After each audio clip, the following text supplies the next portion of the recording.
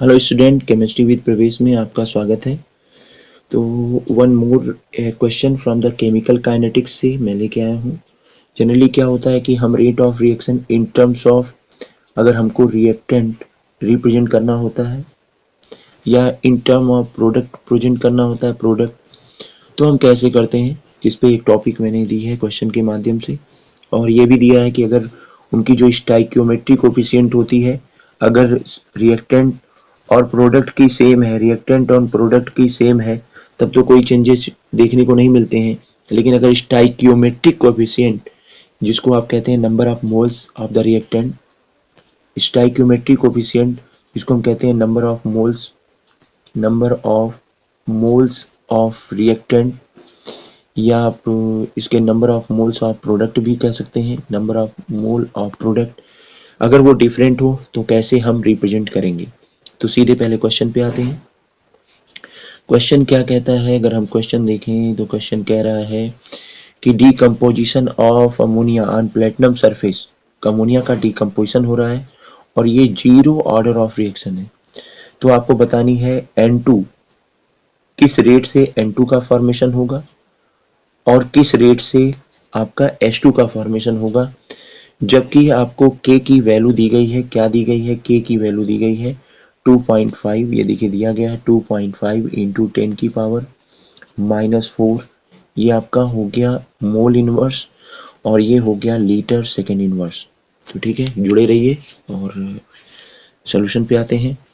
तो decomposition of ammonia on platinum surface, इसके लिए आपको एक रिएक्शन दिए लिखना पड़ेगा कि जब डीकम्पोजिशन होता है तो आप देखो 2NH3 इक्वल टू होता है N2 और प्लस 3H2।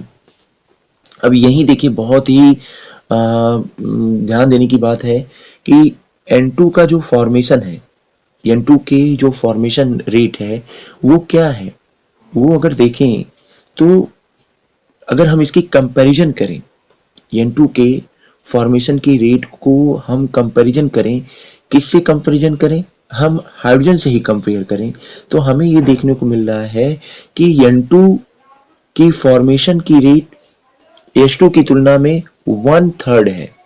ये क्या है? 1/3 है। और चूंकि होता क्या है, और H2 की जो फॉर्मेशन रेट है ये भी कह सकते हैं वो थ्राइस है N2 के फॉर्मेशन की रेट से, वो थ्राइस है N2 के फॉर्मेशन की रेट से, वो थ्राइस है N2 के फॉर्मेशन की रेट से। तो देखो क्या है कि हमें एक यूनिक वैल्यू लेनी होती है। जब हम रेट लिखते हैं तो हमें क्या करनी होती है, एक यूनिक वैल्यू लेनी होती है। और जब हम यूनिक वैल्यू का मतलब क्या हो गया, यूनिक वैल्यू का मतलब ऐसा हो गया कि हम एक ऐसा टर्म लें जो इंडिपेंडेंट ऑफ कंसंट्रेशन हो, independent independent of concentration term बन जाए, कंसंट्रेशन टर्म बन जाए, कंसंट्रेशन टर्म बन जाए। तो इसीलिए हम क्या करते हैं कि चूंकि N2 के फॉर्मेशन की बात करें तो H2 के फॉर्मेशन की तुलना में ये 1/3 है, और अगर हम H2 की बात करें तो H2 का फॉर्मेशन N2 के फॉर्मेशन की रेट से क्या है, वो 3 गुना है, थ्राइस है। तो जब हम रेट ऑफ रिएक्शन लिखते हैं तो इसीलिए लिखा गया है कि रेट ऑफ रिएक्शन आप लिखेंगे तो ये हो जाता है वो -1/2 DNH3 अपॉन dt।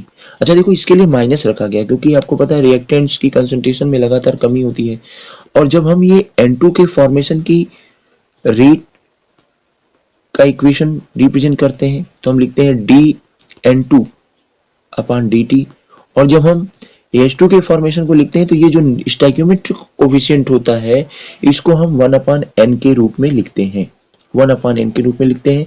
तो ये हो जाता है 1/3 अपॉन DH2 अपॉन dt। अब हम क्वेश्चन पे आते हैं। देखिए चूंकि ये जीरो ऑर्डर ऑफ रिएक्शन है तो सीधे सीधे जीरो ऑर्डर रिएक्शन का जो रेट ला एक्सप्रेशन होता है वो क्या होता है, वो हो जाता है रेट इक्वल टू के ए की पावर 0, और आपको पता है किसी भी कंसंट्रेशन पावर पे 0 हो तो उसकी वैल्यू के होती है, तो ये मेंशन कर दी गई है। और इस तरीके से आप रेट की भी वैल्यू क्या ले सकते हैं, 2.5 इंटू 10 की पावर -4 ले सकते हैं। तो ये जो मेंशन किया गया है। अब हमें N2 के फॉर्मेशन की रेट निकालनी है, तो dN2 upon dt equal to सीधी सीधी ये क्या हो जाएगा, जो रिएक्शन रेट है 2.5 इंटू 10 की power -4 mole litre inverse second inverse. लेकिन जब हम H2 के फॉर्मेशन की रेट देखते हैं तो इसके लिए हमें मिलता है 1/3 dH2 upon dt equal to k 2.5 into 10 की पावर 4। तो 3 को आप रिप्लेस करेंगे तो आपको मिल जाता है dH2 upon dt equal to 2.5 into 10 की पावर -4 इंटू 3, तो 25 3 जा 75 यानी 7.5 इंटू 10 की power -4 mole litre second inverse. तो मुझे लगता है कि इस तरीके से अगर स्टाइकियोमेट्री कोफिशिएंट रिएक्टेंट्स का या प्रोडक्ट का चेंज है तो अब आपको रिएक्शन रेट निकालने में टेंशन नहीं होनी चाहिए।